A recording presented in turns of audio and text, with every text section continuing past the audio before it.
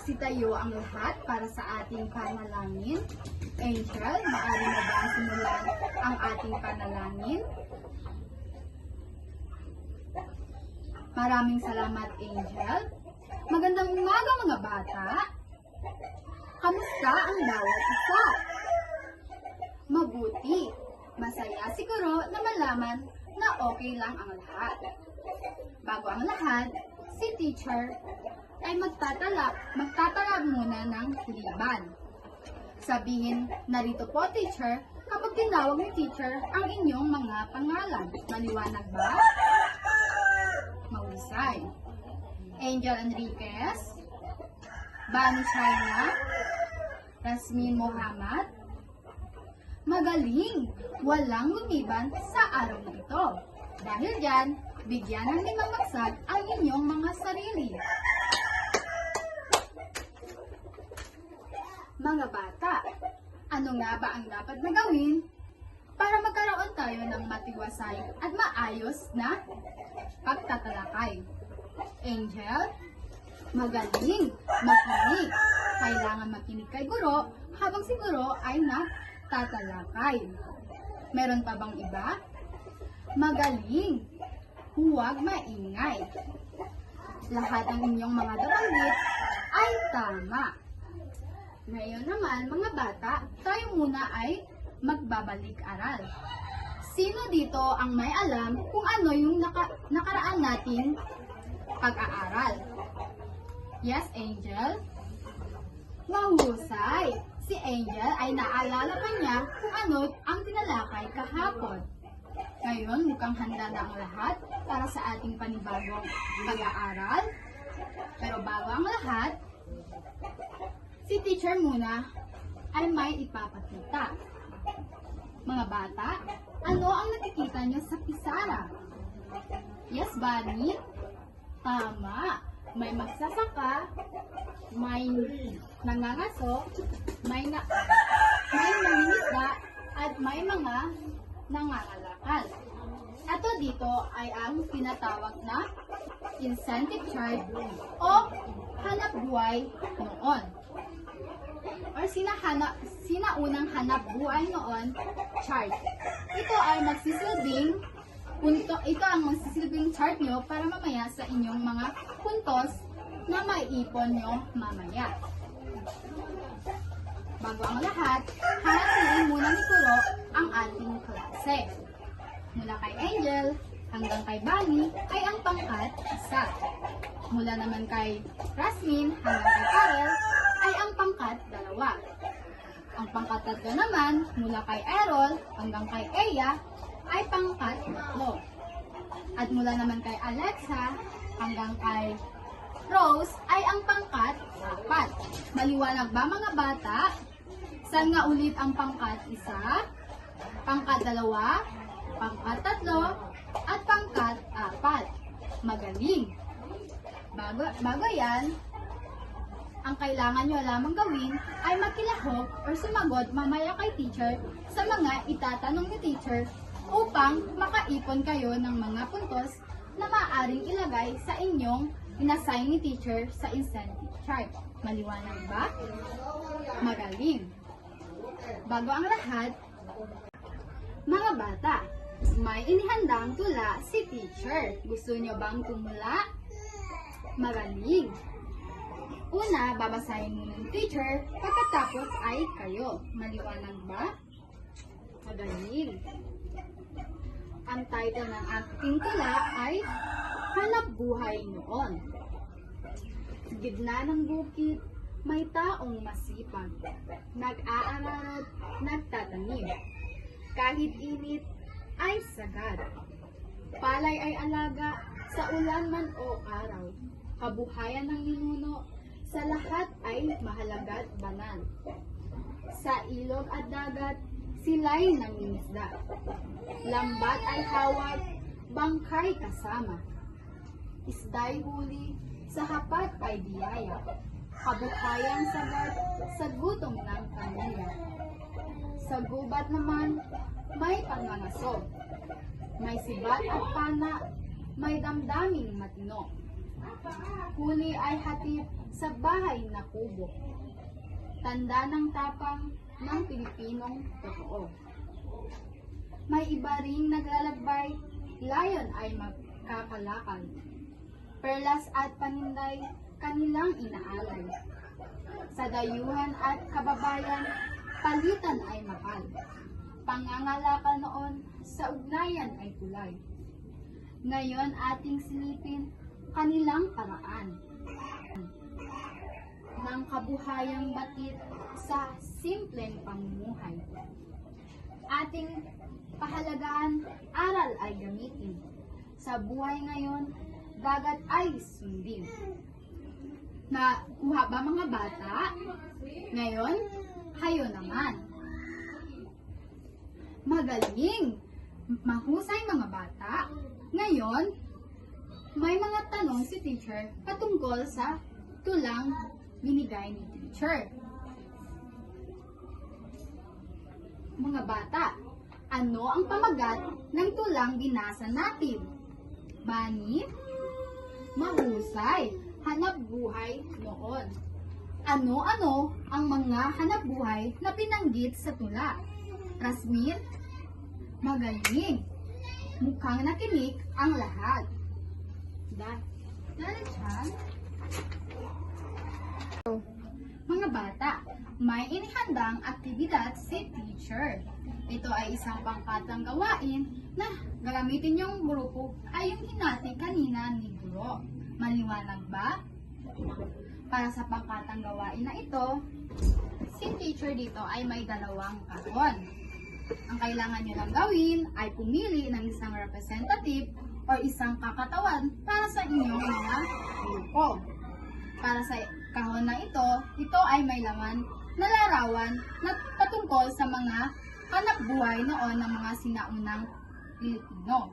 At sa isang box naman nito ay ang mga larawan na kagamitan na ginagamit ng mga sinaunang Pilipino sa kanilang mga hanap buhay. Maliwanag ba? Ngayon, bibigyan ko kayo ng isang minuto para mag-brainstorm at pumili ng representative para sa inyong mga grupo. Maaari na kayong magsimula at mag-brainstorm. Maliwanag ba? Tapos na ba mga bata? May napili na ba kayong magrepresenta? Mahusay. Saan ang pangkat isa? Para sa pangkat isa?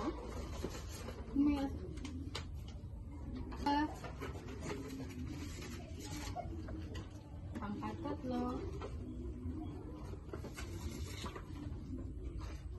At pangkat apat. Ang binigay ni Guro ay ang mga kagamitan ng mga sinaunang Pilipino. At ito naman ay ang mga hanap buhay ng mga sinaunang Pilipino. Para sa pangkat isa, sa pangkat dalawa, pangkat tatlo, at sa pangkat apat. Maaari na kayong magsimula. Sa mga bata, okay, sino ang representa ng pangkat isa? Okay, Angel, maaari mo bang sabihin or i-describe kung ano yung napili ninyong hanap buhay at kagamitan? Magaling! Mahusay! Ang pangkat isa ay makakalikom ng 5 puntos dahil ginawa nila ang pinagawa ni teacher.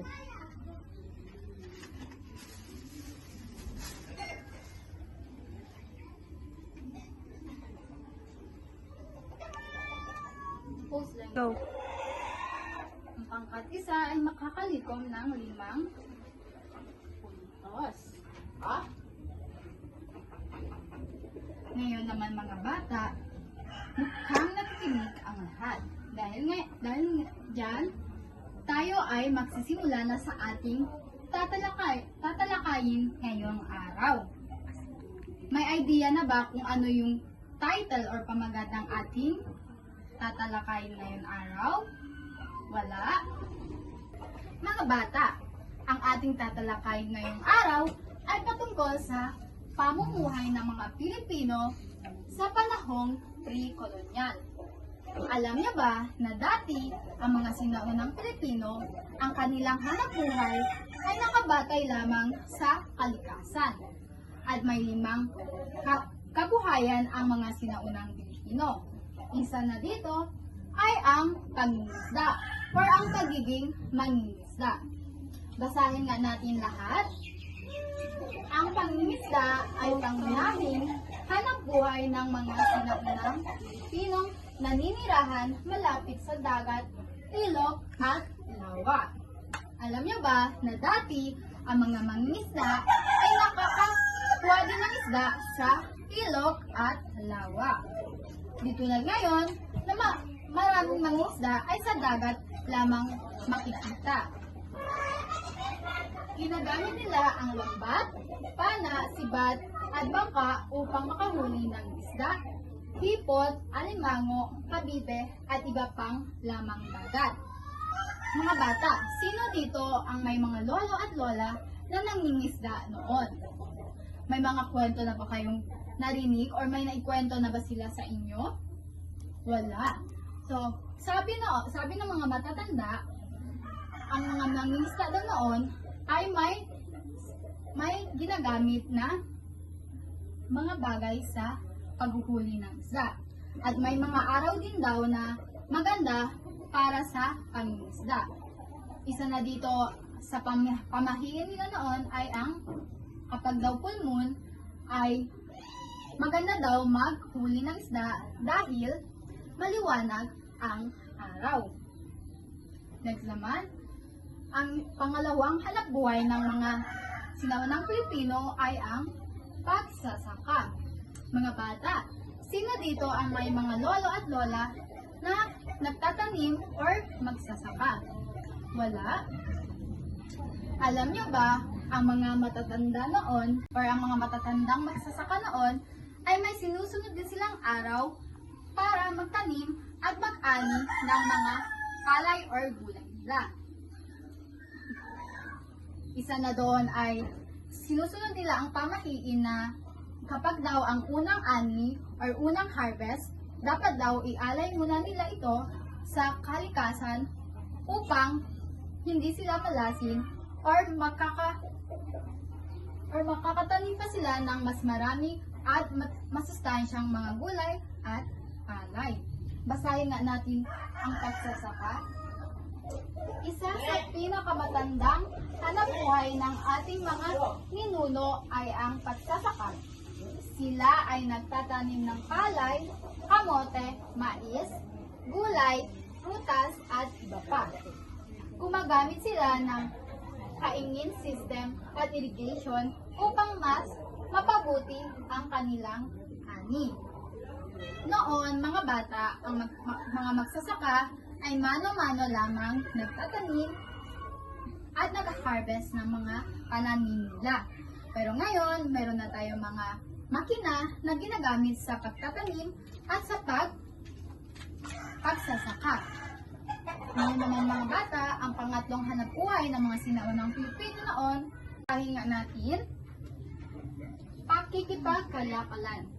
Nakikipagpalitan sila ng mga produkto o barter system sa ibang barangay o maging sa mga banyagang mga ngalakal tulad ng mga inchik, bumbay at malay. Halimbawa dito, maaaring ipagpalit ang bigas sa asin o palay naman sa mga tela.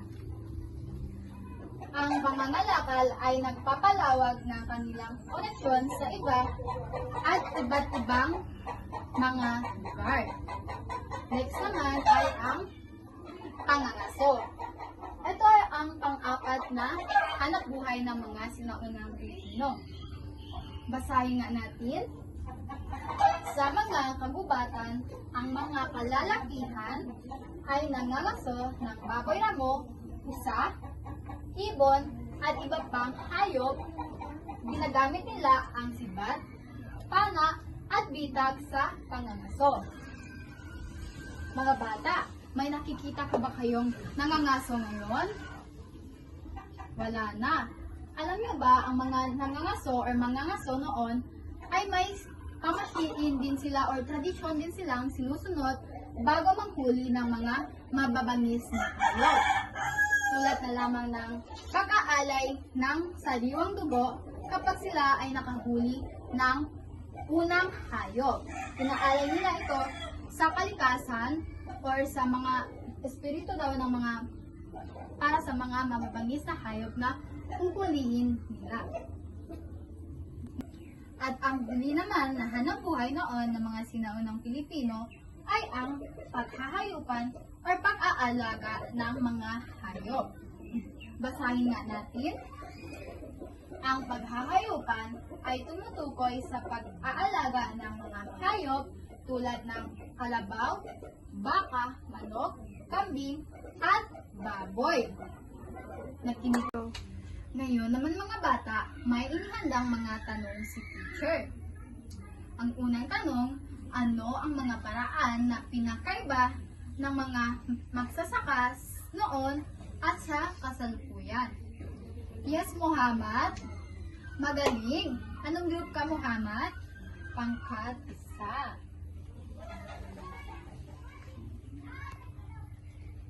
Ngayon naman, susunod na tanong, ano naman ang mga paraan na ginagamit o ginagawa ng mga mangingisda noon at sa kasalukuyan? Yes, Bunny? Magaling. Ngayon naman, ang pangatlong tanong ni teacher ay, kung kayo ay mangingisda ngayon, susundin niyo pa ba ang mga pamahiin na ginawa noon ng mga sinaunang Pilipino? Yes, Angel? Mahusay!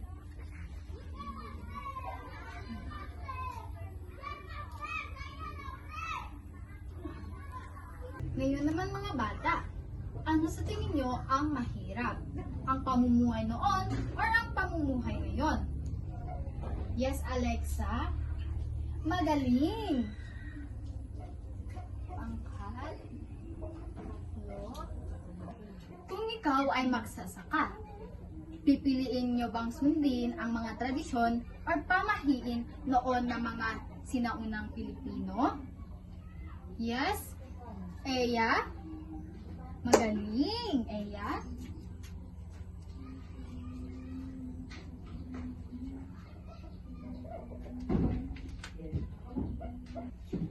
At ngayon na mga bata, para sa'yo, ano ang mas madali?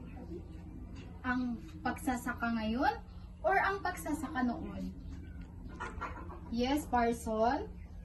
Magaling.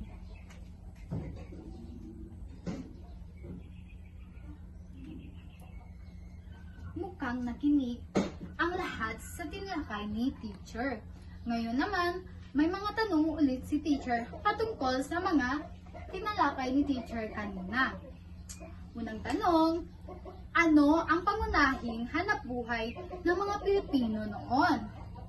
Yes, Rasmin? Tama, pangingisda.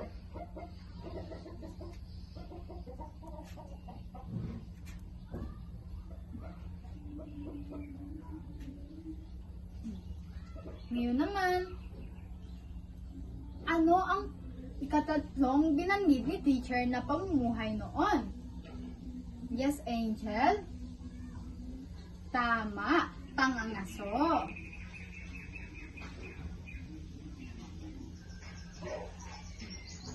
Kung ikaw ay pagpipiliin, ano ang susundin mo? Ang panggiging mangangaso or ang pag-aalaga ng hayop? Yes, Rasmin? Magaling, Rasmin?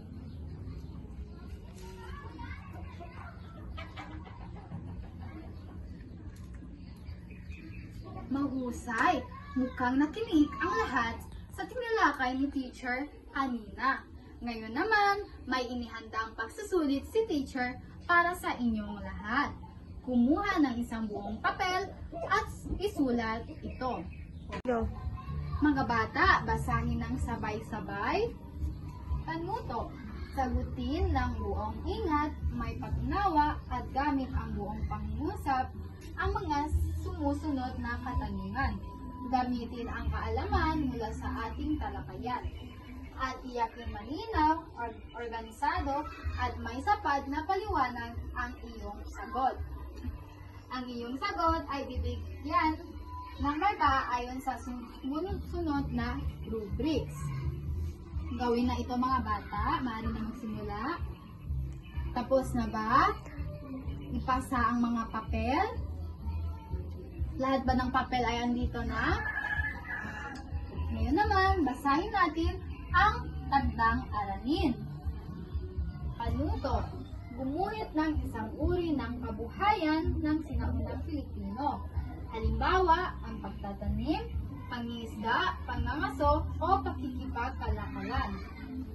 Sa ibaba ng iyong drawing, sumulat ng 2 o 3 pangungusap na nagpapaliwanag kung bakit ito mahalaga noon at paano natin maipapakita ang paggalang sa ganitong kabuhayan sa kasalukuyan. Tapos na ba magsulat mga bata? Magaling! Ngayon naman ay bibilangin natin ang mga puntos na inyong nalikom. Para sa pangkat 1, 1, 2, 3, 4, 5, 6, 7, 8. Para sa pangkat 1, may 8 puntos sila. Bigyan natin sila ng amazing clap. Gawin natin ito ng sabay-sabay. 1, 2, 3, 1, 2, 3. Sing, sing, sing, amazing! Para naman sa pangkat 2, walang nakuha ang pangkat 2. Sa pangkat 3 naman, 1, 2, 3. Para sa pangkat 3, nakakuha sila ng 3 puntos. Para sa pangkat 4, 1, 2, 3, 4, 5, 6, 7. Para sa pangkat 4, may 7 puntos sila. Bigyan natin sila ng 5 baksak. 1, 2, 3, 4, 5. Magsitayo ang lahat. Marso, maaari mo bang wakasan ang ating klase? Maraming salamat, Marso. Paalam na mga bata.